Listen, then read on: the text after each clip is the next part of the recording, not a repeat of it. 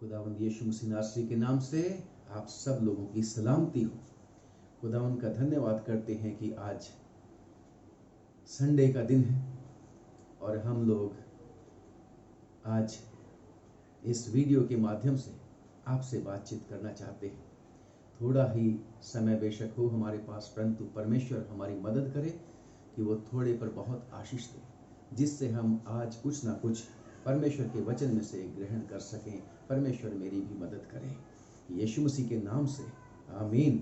प्रियो, आज संडे की इबादत के लेक्शनरी के मुताबिक हमारे पास यूहन्ना की अंजील और उसका 13वां अध्याय और उसकी 31 से 35वीं आयत तक की रीडिंग है और इसी के ऊपर थोड़ा सा ध्यान हम करेंगे।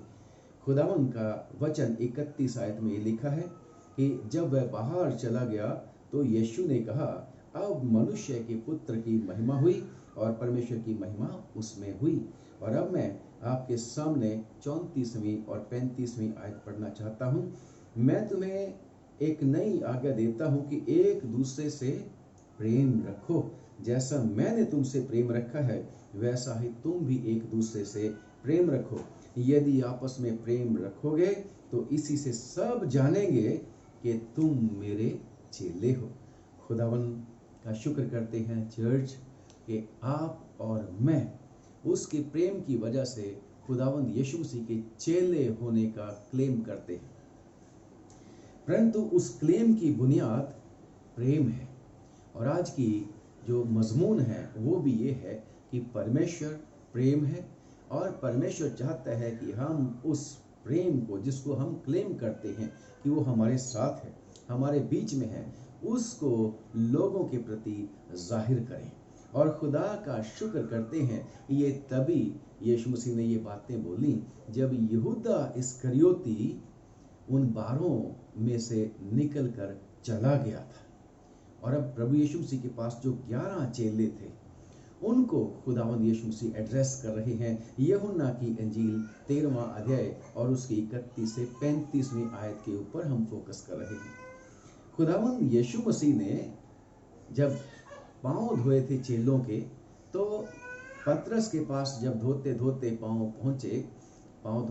पहुंचे तो पतरस ने कहा, मेरे पांव आप कभी नहीं धो पाएंगे।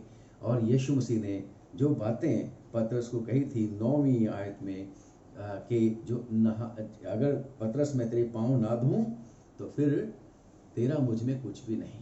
तो पतरस कहने लगा कि यीशु जी आप मेरे को पूरा का पूरा फिर धो दीजिए, नहला दीजिए। तो प्रभु यीशु मसीह ने कहा था कि जो नहा चुका है उसको पांव धोने के सिवा कुछ और आवश्यकता नहीं है, प्रयोजन नहीं है। और यीशु मसीह ने कहा कि जो नहा चुका है वो बिल्कुल शुद्ध है, और कहा कि तुम शुद्ध हो परंतु सब के सब नहीं। और आगे 10वीं और 11वीं आयत में लिखा, क्योंकि वो जानता था कि उनमें 12 चेलों में एक अशुद्ध है और वो था यहूदा इस्करियोती जो प्रभु यीशु मसीह को पकड़वाने वाला था। इसलिए प्रभु यीशु मसीह ने कहा तुम 12 के 12 शुद्ध नहीं हो। परंतु यहाँ पर 31वीं आयत में जब वो पकड़वाने वाला यीशु मसीह के उस संगति के बीच में से चला गया, तब प्रभु यीशु मसीह एड्रेस करता है वो जो बाकी लोग रह गए थे, जो प्रभु यीशु मसीह की वचन के मुताबिक शुद्ध लोग रह गए थे। यानी कि चर्च की बात कर रहा हूं मैं, चर्च की बात कर रहा हूं। चर्च को शुद्ध होने के लिए प्रभु यीशु मसीह ने अपना खून दिया है और खुदावंद चाहता है कि चर्च प्रभु यीशु मसीह के प्रेम को प्रकट करे।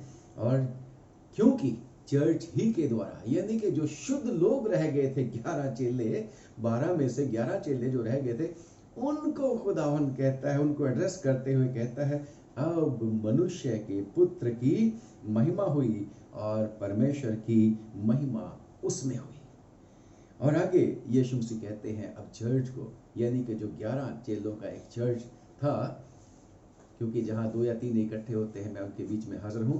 तो प्रभु यीशु मसीह जब वो अशुद्ध वाला मनुष्य, जिसको अशुद्ध कहा प्रभु यीशु मसीह ने, यहूदा इस्करियोती चर्च से निकल गया तो बाकी शुद्ध रह गए। तो उनको प्रभु यीशु मसीह कहता है कि मैं तुम्हें एक नई आज्ञा देता हूं कि एक दूसरे से प्रेम रखो, और जैसा मैंने तुमसे प्रेम रखा वैसा ही तुम भी एक दूसरे से प्रेम रखो। भला यीशु मसीह ने मुझसे और आपसे कैसा प्रेम रखा? यीशु मसीह ने मुझसे और आपसे ऐसा प्रेम रखा कि मेरी सजा, आपकी सजा खुदावंद यीशु मसीह ने अपने ऊपर ले ली। वो सलीब जो मेरी थी पापों और अपराधों की वजह से, उस सलीब को जो मेरे लिए डेस्टाइन्ड थी, यीशु मसीह ने जल्दी से उस सलीब को मेरे और आपके लिए कबूल कर लिया और मुझे और आपको छुड़ा लिया और कहा इनको माफ कर दो कि इनका पाप और इनके रोग, इनके दुख मैं अपने ऊपर लेता हूं, इनकी सजा मैं अपने ऊपर लेता हूं। ये ऐसा प्रभु यीशु मसीह का प्रेम था। प्रभु यीशु मसीह का प्रेम क्या था? प्रभु यीशु मसीह का प्रेम ये था कि उसने अपने आप को आपके लिए और मेरे लिए जीरो कर दिया। जैसे फिलिपियों की चिट्ठी में लिखा है, ये परमेश्वर का प्रेम है। और प्रेम क्या है परमेश्वर का? कि मेरे और आपके वो पांव धोता है, सेवा करता है। ऐसा प्रेम वो मुझसे और आपसे करता है। कैसी बड़ी बात है। गुरु होने पर भी वो कहता है कि मैंने तुम्हारे पांव धोए, मैंने तुम्हें आदर्श दिखा दिया। और यूहन्ना की पहला यूहन्ना और उसकी 4 बाब में लिखा है कि परमेश्वर तो प्रेम है। परमेश्वर प्रेम है। अगर मैं और आप क्लेम करते हैं कि परमेश्वर हमारे साथ रहता है तो फिर प्रेम हमारे साथ रहता है। अगर मैं और आप कहते हैं कि परमेश्वर मुझ में रहता है तो परमेश्वर का प्रेम मुझ में रहना चाहिए। और अगर परमेश्वर का प्रेम रहना चाहिए तो वो परमेश्वर का प्रेम फिर वो मेरे और आपके लिए नहीं है बल्कि बांटने के लिए है, जिसमें मैं और हम मसीही लोग अक्सर फेल हो जाते हैं कि हम परमेश्वर का प्रेम जैसा उसने मुझसे और आपसे किया है वैसा नहीं कर पाते हैं। क्योंकि यीशु मसीह कहते हैं कि मैं तुम्हें एक नई आज्ञा देता हूं, एक दूसरे से प्रेम रखो। यानी कि खुदावंद को, यानी कि प्रेम को एक दूसरे के साथ शेयर करना है। खुदावंद यीशु मसीह को एक दूसरे के साथ शेयर करना है, बांटना है। एक दूसरे से प्रेम रखो, जैसा मैंने तुमसे प्रेम रखा वैसा ही तुम भी एक दूसरे से प्रेम रखो। ये परमेश्वर की डिमांड है चर्च से। और क्यों प्रेम रखो? ताकि लोग जाने कि तुम मेरे चेले हो। क्यों परमेश्वर चाहता है कि लोग जानना चाहिए कि हम परमेश्वर के लोग हैं, उस जीवते परमेश्वर के जिसने स्वर्ग और पृथ्वी और सब चीजों को बनाया, ताकि लोग भी मेरे और आपके जीवन को देखकर, जो हमें प्रभु यीशु मसीह से मिला, वो जीवन जिसमें शांति और तसल्ली है, वो जीवन जिसमें कुर्बानी है, वो जीवन जिसमें परमेश्वर का प्यार है, वो जीवन जिसमें लालच नहीं है, वो जीवन जिसमें दूसरे की, जिससे हम प्रेम करते हैं, तरक्की है ना। परमेश्वर चाहता है कि उस प्रेम को देखकर बहुत सारे लोग खुदावंद यीशु मसीह के पास आ जाएं। और खुदावंद का हम धन्यवाद करते हैं प्यारो कि सचमुच में हमारा परमेश्वर दयालु और कृपालु है। आजकल कोरोना का समय चल रहा है और इंडिया में, भारतवर्ष में ये बहुत जोरों पर आ गया है। मैं और आप भी परमेश्वर का प्रेम इस तरीके से प्रकट कर सकते हैं प्यारो कि हम खुदावन के लोगों को प्यार करें। खुदावन ने तो सारी दुनिया को प्यार किया और उसने अपना इकलौता पुत्र दे दिया ताकि जो कोई उसके ऊपर विश्वास करे वो नाश ना हो बल्कि हमेशा का जीवन पाए। प्रियो, अगर हम सचमुच में एक दूसरे को प्यार करते हैं तो फिर परमेश्वर को तभी हम कह सकते हैं कि जानते हैं। अगर हम आपस में प्रेम नहीं रखते तो फिर परमेश्वर का वचन कहता है कि ना तो फिर हमने परमेश्वर को देखा और ना ही हम जानते हैं। फिर हमारा क्लेम कि हम परमेश्वर के लोग हैं, परमेश्वर हमारे साथ रहता है, फिर फिजूल है, व्यर्थ है। क्योंकि खुदावन के वचन में पहला यूहन्ना 4 बाब और उसकी जब हम पढ़ते 7 और 8 आयत में लिखा है, प्रियो हम आपस में प्रेम रखें क्योंकि प्रेम परमेश्वर से है और जो कोई प्रेम करता है वो परमेश्वर से जन्मा है और परमेश्वर को जानता है। जो प्रेम नहीं रखता वो परमेश्वर को नहीं जानता क्योंकि परमेश्वर प्रेम है। और आज मैं और आप इसी तरीके से परमेश्वर का प्रेम प्रकट कर सकते हैं। हम उस प्रेम को दिखा सकते हैं जब हम भाइयों के लिए दुआ करें, बहनों के लिए दुआ करें, खास तौर से जो आजकल परेशानी की हालत में हैं, जितनी कोशिश करें, जितने भी उनकी मदद कर सकें, जिसके योग्य खुदावन हमें बनाता है, हम सचमुच में उनको प्रेम करते हुए और अपना प्रेम प्रकट करते हुए उनके लिए दिलो जान से परमेश्वर से प्रार्थना करें ताकि परमेश्वर उनको बचाए। क्योंकि बाइबल के बीच में लिखा है, जिसका ये विश्वास है कि यीशु ही मसीह है, वो परमेश्वर से उत्पन्न हुआ है, और जो कोई उत्पन्न करने वाले से प्रेम रखता है वो उससे भी प्रेम रखता है जो उससे उत्पन्न हुआ है। इसलिए जो परमेश्वर के, सारी दुनिया परमेश्वर की है, परंतु परमेश्वर ने उन लोगों को जो उसका कहना मानते हैं, जो उसके ऊपर विश्वास करते हैं, उनके लिए स्पेशल खुदावन ने उसके दिल में जगह है। परंतु जो भी बेटा, जो बेटी पिता का कहना नहीं मानते, परमेश्वर या पिता उनसे दुखित रहता है।